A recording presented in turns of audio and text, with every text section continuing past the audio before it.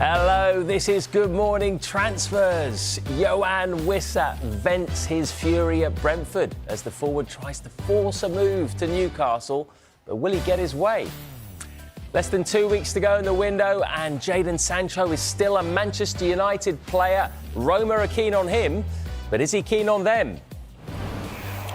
Tottenham want to sign Isak and Eze, but they may have to wait for Palace to find his replacement first. We'll look at what Spurs might look like with him in the squad. And Sunderland have signed 12 players, spent over £160 million, and they aren't done yet, with a defender on the verge of joining.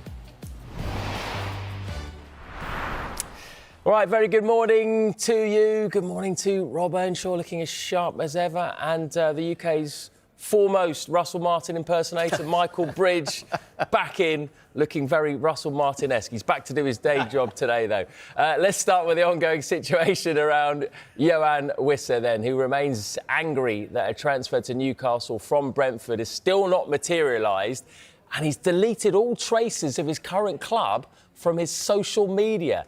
He believes the club is being difficult, and the move Wissa made yesterday in deleting all traces of Brentford from his social media was a representation of his current stance. Well, Newcastle have been expected to move again for Wissa, despite Brentford's club record signing of Dango Ouattara giving no guarantees he would be sold, but it's not come yet. Crucially, there's been no new contact between Newcastle and Brentford so far this week, and there is no new bid on the table as things stand. Right, let's get into this. Interesting move, Rob, from Wissa. Is this really going to fast forward his desperate move that he wants to get to Newcastle? Deleting all his stuff? Yeah. No. I mean, my first thought was, come on, this is childish. Deleting all the Instagram stuff, pictures, his history with the club, it's just childish. Let's face it. I tell you what's happened. There's been a conversation. Brentford have made it hard for him, maybe asking too much or what he feels is too much of a price tag. And he's got very frustrated with that. And he's gone in one afternoon and just lost his mind for a little bit for a couple of hours, and that's what's happened probably. But I tell you, I will say this though, this guy Wissa, I think he's brilliant. Yeah, I think he's an excellent player. Any team would be, I think, brilliant to have him. It would be, I think he would add so much. He would add goals. And this guy scored over 20 goals last season. So Wissa is a great player, excellent player. I just think he's had a moment of frustration. He's gone to his social media and lost it for a few seconds. Oh, this is the Sun's back page. Kind of get used to this sort of behaviour this window from players, aren't we? Wissa, does, and Isak. And there are real similarities between the two in terms of how they're behaving. Do you think, Rob, that he would only really behave like this if he was getting some assurances that Newcastle will make another bid, even though it's not come? Yeah, I mean, going off what I just said just now, the other side of it, from his point of view, what's happened also is, I would assume there has been the discussion. Clearly there's been a discussion because if you rewind back a few weeks, Wissa left the squad a couple of times because there was a move on the card. But the reason is because he's probably had those conversations and they've said, listen, we want this, Brentford, to him. If we get this and we get a replacement for you, you can go. And I think maybe there's been a miscommunication or a frustration there, not meeting the terms there, and he's frustrated. But I'll tell you what's happening here is Brentford almost, I think, put in a position where if Wissa leaves Brentford, goes to Newcastle, maybe it opens up the Isak deal to Liverpool. So there's a few things kind of going on. Ouattara, of course, just came in to Brentford. And I think because Wissa saw Ouattara come in, he's thought, OK, you've got a replacement. We can now make our deal possible. And I think they're not making that deal possible right now. Yeah, Brentford have actually said that Ouattara is really Mbeumo's replacement, which is interesting. They want to get another one in for Wissa. The thing is, Michael, it is he's not the only player in this situation, is he? There are other players, particularly at Crystal Palace, who are in this situation, but they're behaving in a different manner. Yep. Look, Crystal Palace and the relationship with Eze Eze and Crystal Palace is fantastic. I mean, he was phenomenal. Huge central part of Crystal Palace making history, winning that FA Cup, qualifying for Europe. Yes, it is now the Conference League, but I'm telling you, they're going to embrace it. They've got to get on with it now and enjoy being in Europe because they've got a superb manager. And with Mark Gay, like we've reported all summer here, he's quite relaxed. Now, it was Steve Parish in the mix zone after the Community Shield final where you got the impression that they would be happy to negotiate because a club like Palace, who are so well run, they do ever so well in the transfer market, but you can't allow Mark Gay to leave on a free. He's such a good player. But compared to the Wissa situation, in terms of how Gay and Eze are behaving? Oh, absolutely, because there was talk on Saturday night that Eze was not going to feature against Chelsea, and you can understand it as the talks continue between Spurs and Chelsea, but it's relationships, and Eze and Gay have good relationships with their club at the moment. Yeah, and they're not kicking off. They're continuing to play. We saw that on the weekend. Absolutely. Yeah, big difference. Right, obviously this all relates to Isak as well, doesn't it? Because Wissa is not the only player that's not playing for their club at the minute. Isak is yet to return to first-team training as he seeks a move away. But as things stand, with less than 2 weeks to go, there have been no further developments, no further Liverpool bid. Michael, why haven't Liverpool come back in with another bid? The answer is simple. They know Newcastle won't sell unless they have a replacement. And that's why this could go on for some time. It could even go on right until the very end. We know Newcastle's stance. We know Eddie Howe's stance. And he's been very thorough about this. Unless they bring in a replacement, Alexander Isak isn't going anywhere. And you probably maybe put it around 50-50 now. There's no guarantees. Newcastle must bring in a replacement. And many Newcastle fans were saying at the weekend, look, Villa-Newcastle, they seem to play each other first game of the season every year. But they probably missed that striker. They missed that out-and-out striker. So it doesn't seem to be any reason why Liverpool will be going back in at the moment, despite the strained relations. Could the good start by Ugo Ekitike in both Community Shield pre-season and in that first game, could that persuade Liverpool not to go back in for Isak? I don't think so. I think Liverpool have planned previously. Ekitike comes in, he's in. They've already got Gakpo, they've already got Salah. Salah plays. Ekitike now is putting himself in a position that he's trustworthy, scored goals, was brilliant the last couple of games. And I think Ekitike is going to play anyway. I just think that Liverpool planned that Ekitike will play. And even if Isak comes in, he doesn't replace Ekitike. I think there's just going to be a front four. And that front four is Gakpo, Ekitike, Salah, and then possibly Isak, and then it'll be 3 out of 4 that play. So I think Liverpool are well aware that Ekitike is quality and will be involved. It's just, if Isak comes in, it's just going to be a great front four. Yeah. Is there also a danger that the way that Isak and Wissa have both behaved, and it is very similar, isn't it, that the club's supporters that they're going to might just be a bit wary about them when they arrive in terms of how they behave? Well, they've done that there. They could do that at our club as well. Yeah, and do you know what? I think sometimes we maybe don't see the other side of it in terms of, yes, they've behaved in a way of frustration and demanding to the club, but this happens all the time. And gone are the days of the club tell the player everything what to do. You're going here, and if you don't go here, you leave and train with the kids. All that is gone. I think the player power has come into play, that players understand their value to the club and they can go in and have a conversation. And sometimes, in these cases, same as Isak, I'm sure, same as Wissa, they've gone into the office and said, listen, I thought this was what we were looking for. You've got replacements.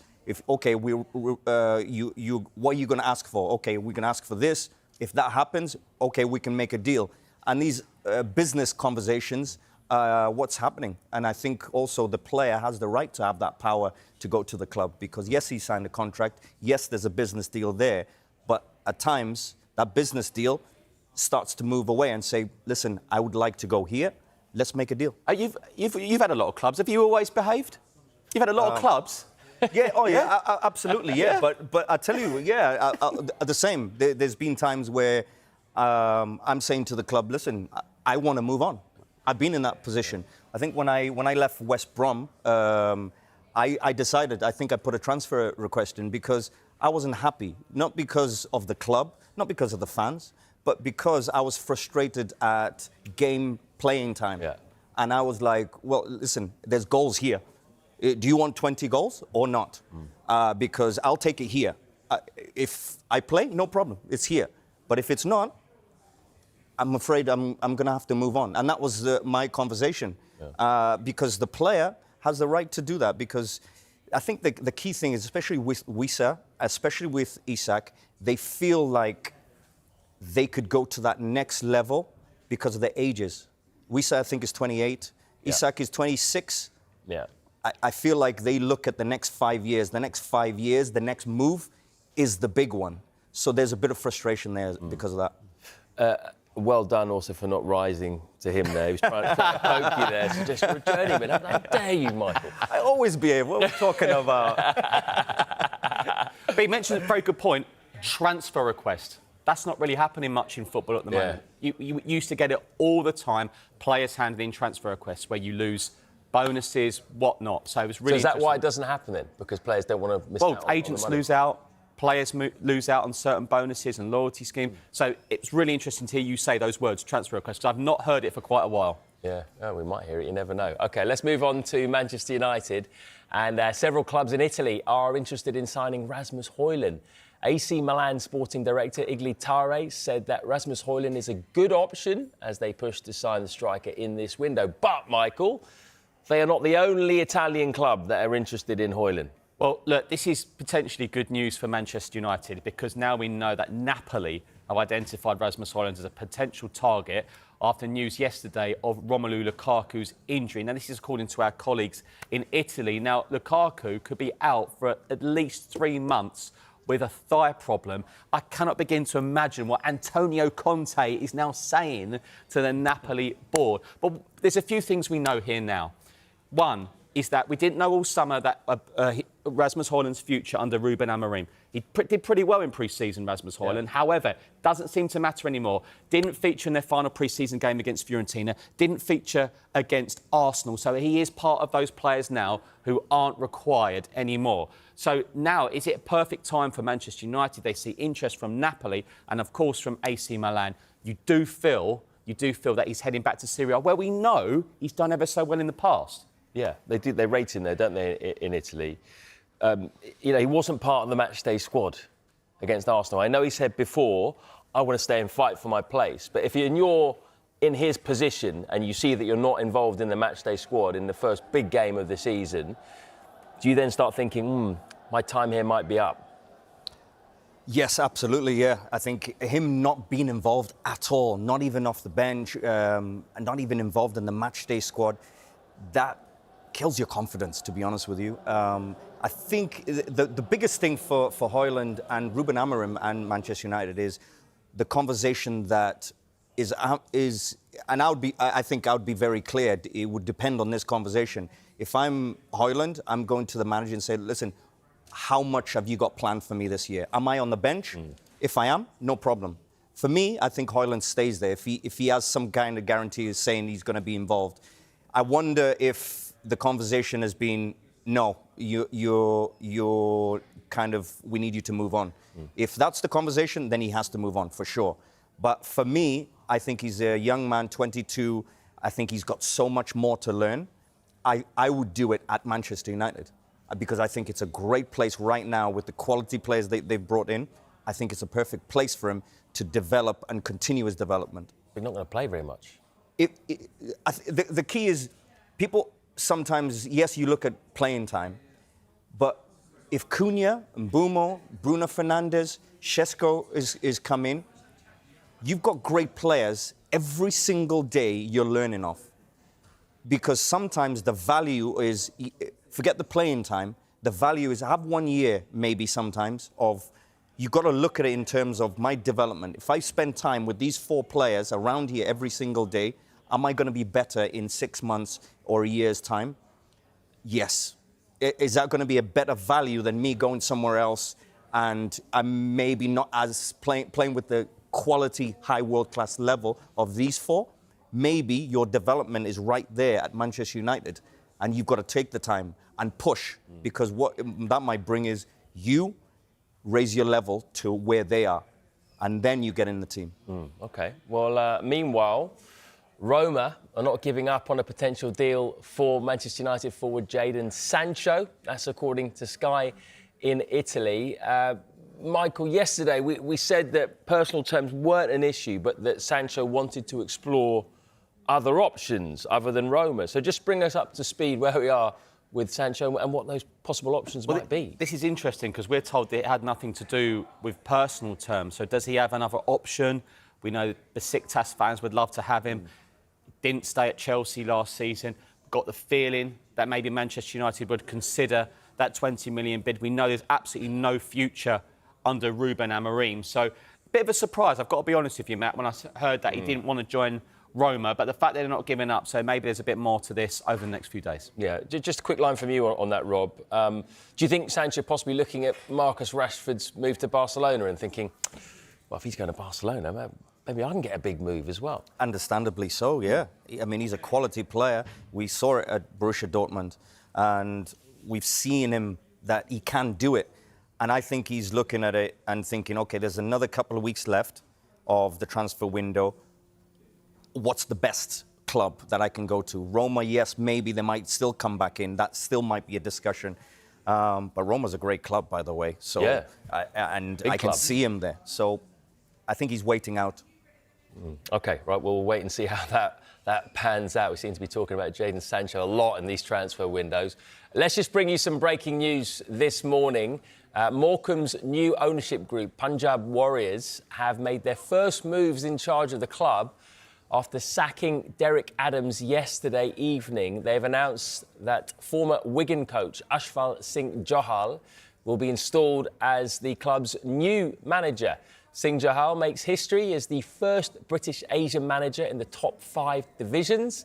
He will take charge of his first game against Altrincham this Saturday. So Morecambe have a new manager and they are making some history in the process. It is Ashfal Singh Johal. Right, stay with us. We will be live to Crystal Palace's training ground after the break. Plus, is Pep Guardiola getting his wish? We have a couple of updates on some departures at Manchester City.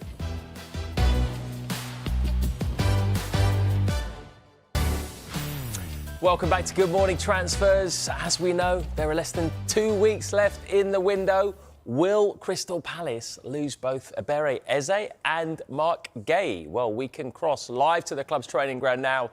Speak to our reporter, Gary Cottrell. First question, Gary, you haven't got a parking ticket, have you? We saw you sweet-talking a parking warden in the break. I know, she let me off down here at the training ground. Between 8 and 9:30, you have to pay to park. Literally, the training ground's there, my car's there. She came over, she said, oh, there's only 10 minutes or so to go, I'll let you off. So, yeah, there are some good ones out there. Good, some good PR for all those parking wardens out there watching.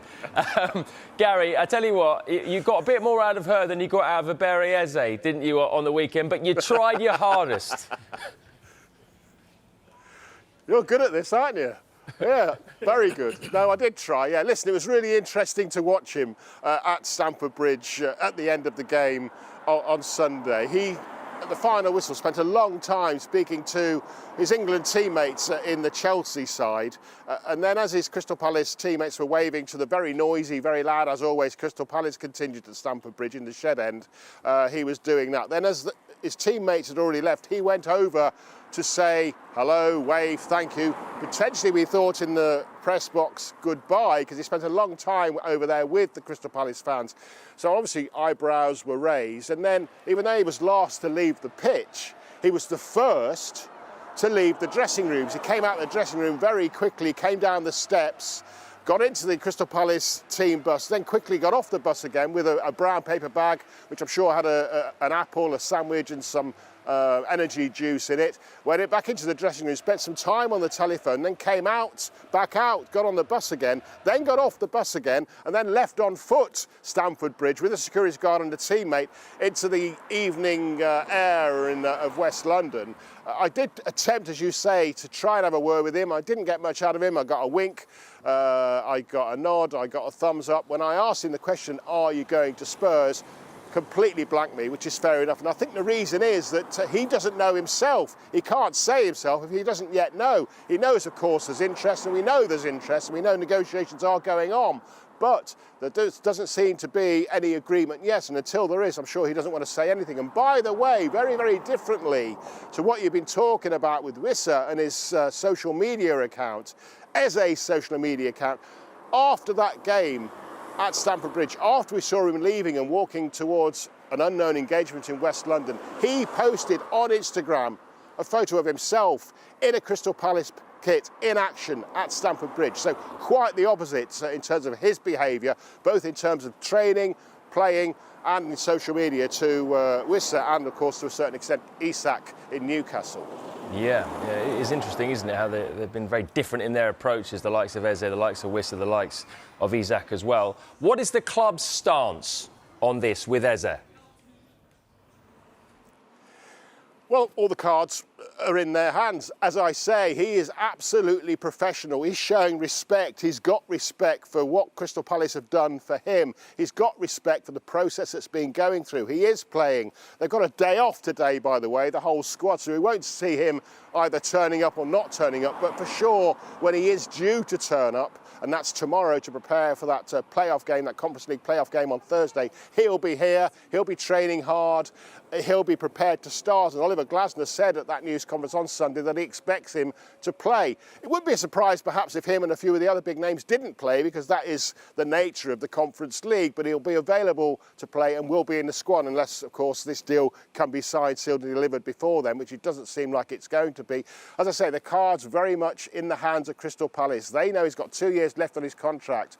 That clause that he had, that release clause that he had for around 68 million, if you include add-ons, that has now expired. But the club is still looking for that kind of figure. And of course, we know that Steve Parish is a tough negotiator, just like Daniel Levy. So it could be a little way to run in this one yet. So don't be surprised if you do see him pulling on a Crystal Palace shirt at some point on Thursday night. And what about Mark Guéhi? He started as well on the weekend, and this is a big decision for Palace, isn't it? Do they cash in now and get something for Guéhi, or risk losing him on a free in the summer? Well, again, they won't be bullied. They've proven that time and time again, Crystal Palace. They're not going to be told what to do or made to roll over by the so-called big boys. They proved it, didn't they, 12 months ago with Mark Guéhi and that Newcastle interest. They wanted 60 million. Newcastle didn't come up with 60 million, and the deal, despite us all thinking that in the end it would happen, didn't happen. He stayed, he played, and he's carry on playing. Much like his teammate Eze, he was fully involved in the match on Sunday. He's fully involved in training. He's making himself fully available. He, we understand, only wants Liverpool. There is other interest. We know Newcastle again, potentially Chelsea as well, but he only wants Liverpool. A year left, as you say, on his contract. The price now being quoted is around 40 million that Crystal Palace will only accept, and no one's come up with that amount of money yet. And so if you think Crystal Palace are going to behave the way Crystal Palace always behave, it won't happen until their valuation is met. Listen, they've got a good squad of players. They're in Europe. They want to do well in the Premier League. They're the FA Cup holders. They just beat Liverpool in the Community Shield. 10 games unbeaten, Crystal Palace, with this set of players, including victories at Wembley against the likes of Aston Villa, Liverpool, Manchester City, including being unbeaten away from home at Arsenal, at Tottenham. And so while they're getting results like that, they'll do everything they can to keep this squad together unless the price is right. I've got a feeling Eze might be teasing you, Gary. He might just pop out of his car in a minute and then get back in and drive off. But keep your eyes open. He's not there, don't worry. Right, OK, let's talk about Spurs and Eze then. And I take no pleasure in saying this whatsoever, Rob, but does it feel like a very good fit for both the player and the club, Eze at Spurs? Oh, absolutely. You can see him in that white kit. You can see him just making his magic. And I think any team in the Premier League would be absolutely delighted to have Eze. I think he can play in any single team. He can fit in any squad. The type of player he is, his magic that he brings, and also his confidence. He's a player which I love what he does, because you give him, he wants the ball and you give him the ball, and he's going to produce things that are absolutely world class. But him to Spurs, I think, would be a great bit of business. Yeah. We don't like getting Michael too excited, but we're going to anyway. Shall we, Bridgie, shall we look at how Spurs potentially could line up with their 11 if Eze comes? Yeah, Spurs have started pretty well. They played 3 at the back against PSG in the Super Cup final. Thomas Frank made a couple of changes in midfield. He reverted to the back 4. I've put Jed Spence there. Destiny Udogie will play there as well when fit, but Spence has been brilliant the first few games. He's got a new contract. Romero, new contract. João Palhinha, I think, is a really good signing for Spurs. Season-long loan. Sarr's been brilliant so far. Now, Eze will be there. Terrible injury to James Maddison. That is such a blow for him and the football club. Mo Kudus, again, was excellent on Saturday. Now, the left side, Wilson Odobert, they played Brennan Johnson there on Saturday, scored, but he's more comfortable on the right. So I think if Spurs can get Eze, they'll look to get a left forward left winger as well. We know they like Savino from Manchester City, and maybe they might get another centre half there as well, maybe. But that side's free, I feel. But yeah, that's where Eze would go, and it's looking like a decent side.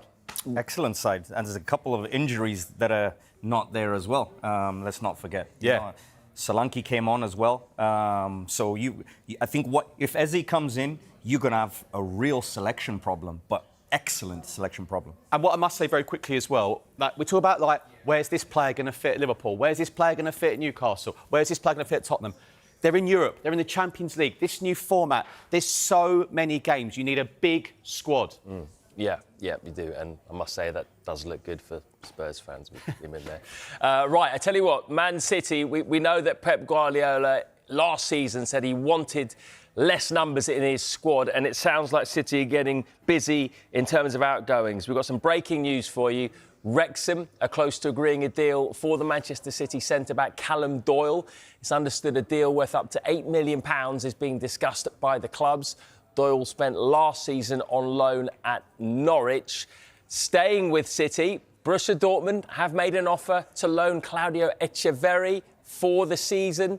Dortmund's offer includes an option to buy Echeverri, but it's not clear whether City are open to that idea.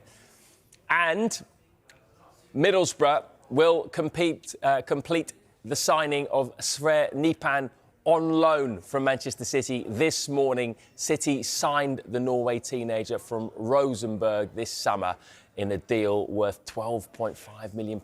So there are some outgoings on the cards for Manchester City. Right, Daniel Farke's Leeds side are off to a fine start in the Premier League. However, he's not done adding to his team yet. We'll let you know which international forward he's looking to add in the coming days. Stay.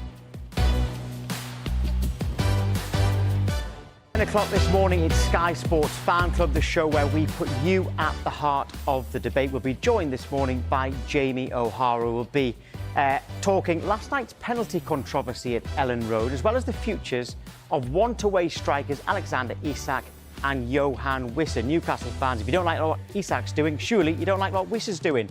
Or do you? You can get involved in the show, and this is how you do it. Send us a voice note or leave a message on WhatsApp. Scan the QR code. Alternatively, you can use the number 07514 917075 on WhatsApp. Give us your views on X, Instagram and Facebook. Use the hashtag Sky Sports FC. That's coming up at 10 o'clock.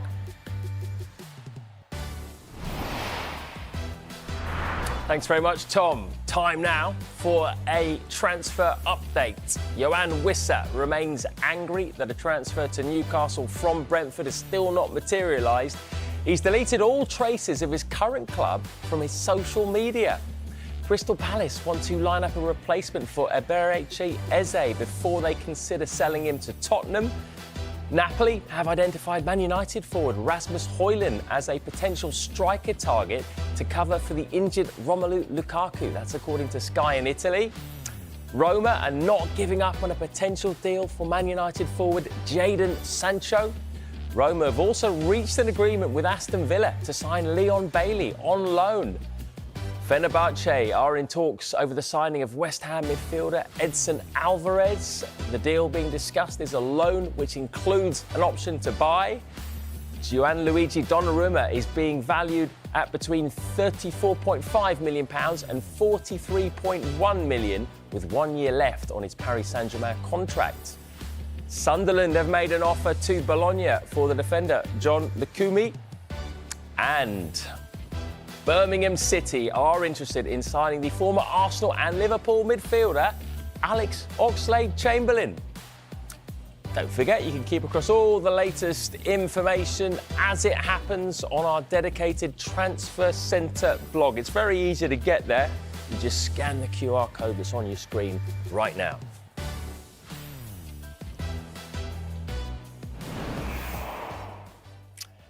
OK, we've got a bit of breaking transfer news from Wolves. They have bolstered their defensive options with the signing of right-back Jackson Chachua from the Serie A side Hellas Verona on a 5-year deal. So Wolves have signed Jackson Chachua from Hellas Verona. It was a great night for Leeds last night as they got their season off to a winning start after 2 seasons away from the Premier League. Despite their success, though, manager Daniel Farke has called upon the club to press on in the transfer market, particularly in the forward areas. Do you feel you perhaps need a few more, though, to add a bit more quality as we go into the season now? Yes, like I mentioned, especially in the offense, would be good to have a few more options available. Thank God, with Dominic, we got the first one, and pretty soon he will also be involved. I'm quite sure, but. Like I mentioned before, we are ready for 1, 2, perhaps 3 good Premier League games, and I'm glad that we reward ourselves today with 3 points. But to be ready for a long Premier League season, we definitely need a bit more quality up front. And how confident are you that you can get that quality? Because it feels as if you can get that, you could be in for a special season. Yes, on this level you never know, because to bring players in who improve our squad is also pretty costly and expensive. But it's not just about the sum of money, but it's more like you have to spend it wisely. That's what we're also trying to do. But I know that everyone is also desperately working behind the scenes to bring a few more signings in, and for that I'm quite confident. Well, one new signing could be AC Milan's Noah Okafor. The fee under discussion for the forward, who can play across the whole front line, is £13 million. And Rob, he's another one that's over 6 foot. I think he's about 6'1" or something like that, Okafor. He signed some big players. It's very clear what Farke's plan is to stay in the Premier League. Yeah, well, they've clearly identified that, OK, our Premier League, I guess, philosophy this year is going to be about signing people with a profile. The profile is clearly height. Giants. Yeah. For WWE. Yeah. is going to be height. But I think obviously they're getting that. But, I mean, when you look at that, how many players over 6 foot is only incredible. one under 6 foot. That's extraordinary, isn't it, of all the signings? Yeah. And he might be able to jump over 6 foot as well, so he'll be fine. Probably. But you look at Leeds signings, they've clearly gone physical. Physical in terms of height, number one, that's the player profile. But I tell you, maybe the other side of it, I think you need the match winners. Not so much just everything is going to be about height, because it's not going to be about that. Like you saw last night, they were okay, but they were missing that creativity. The people like Pirro, I think he's a quality player, yeah. But somebody who is nowhere near 6 foot, people like Nonto, they're going to be match winners. They're going to be the ones who dribble and pull those big guys out of position and create something out of nothing. I think the speed and the sharpness and the intelligence and the low center of gravity, I think that's going to be the big difference, because that's what they were missing last night, even though they won. Yeah. And you wonder how much Daniel Farke has learned from his time in the Premier League manager at Norwich. Just 6 wins in 49. That was his 50th Premier League match yesterday. And of course, there was talk soon after Leeds' promotion that they were going to replace Daniel Farke. So quite the turnaround. Yeah, very different situation, isn't it, though, with Norwich? He's been backed, hasn't he, in terms of money this time around. We're going to go through the papers after the break. We've got some interesting stories, actually, in the papers. Could Jamie Vardy be heading to Celtic? And what about Raheem Sterling? Where will he end up? We'll talk about both of those.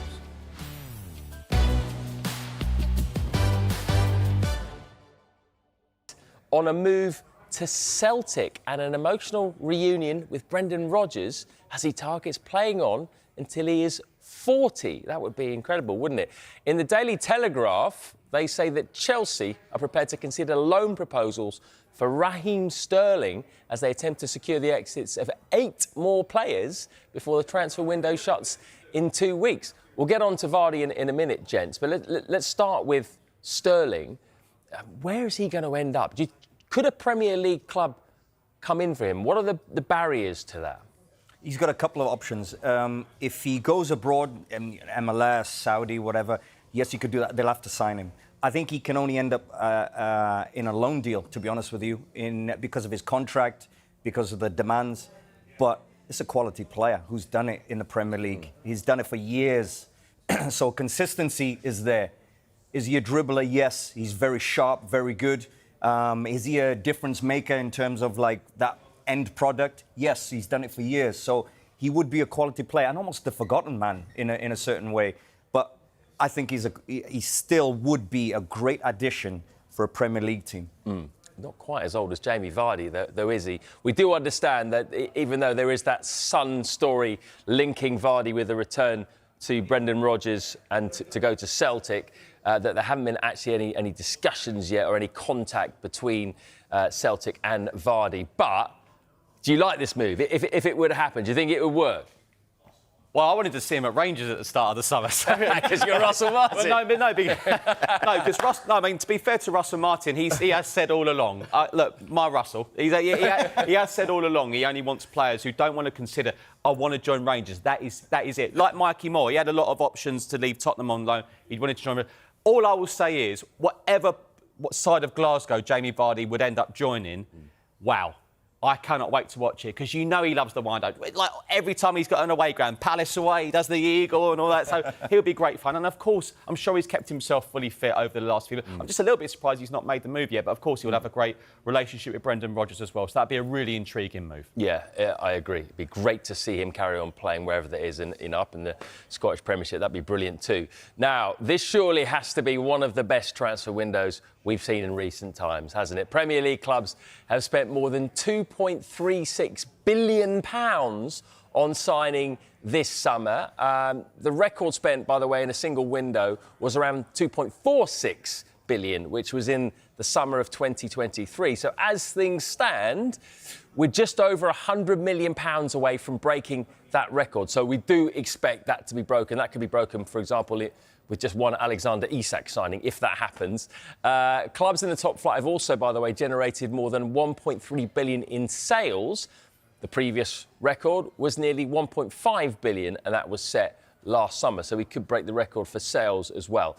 Arguably, Michael Bridge, is this the best transfer window we've ever seen?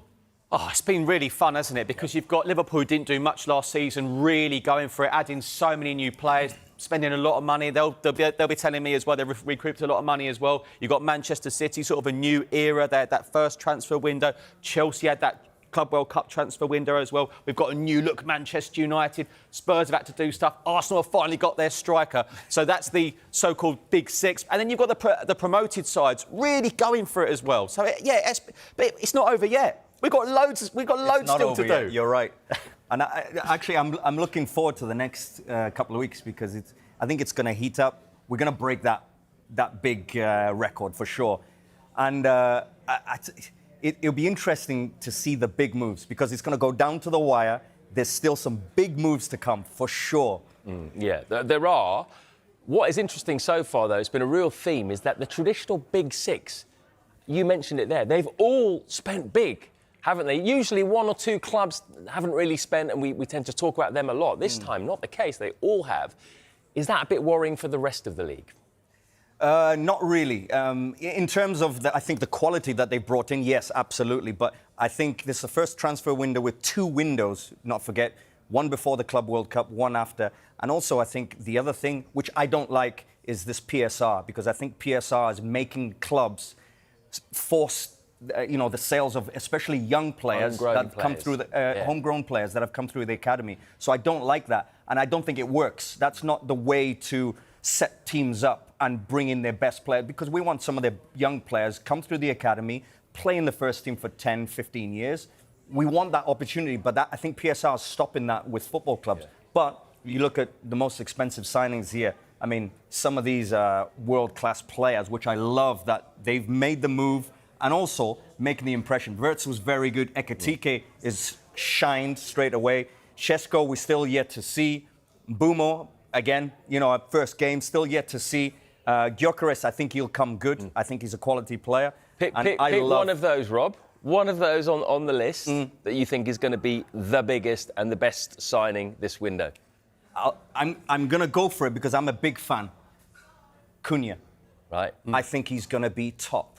I think we're going to see in the next couple of years that he's going to become world class because he's not afraid of the moment. He's completely fearless. Old Trafford, no problem. But I love his game, his dribbling, his ability to see things and handle the pressure and also want the ball, by the way. There was a moment where he almost scored one of the goals of the season where he went on a dribble in Arsenal game and he just got tired at the end of it. But that is a sign of what's to come. Yeah, he's box office, isn't he? It's not just the big 6, though, is it, that have spent money. Sunderland have really attacked the transfer window.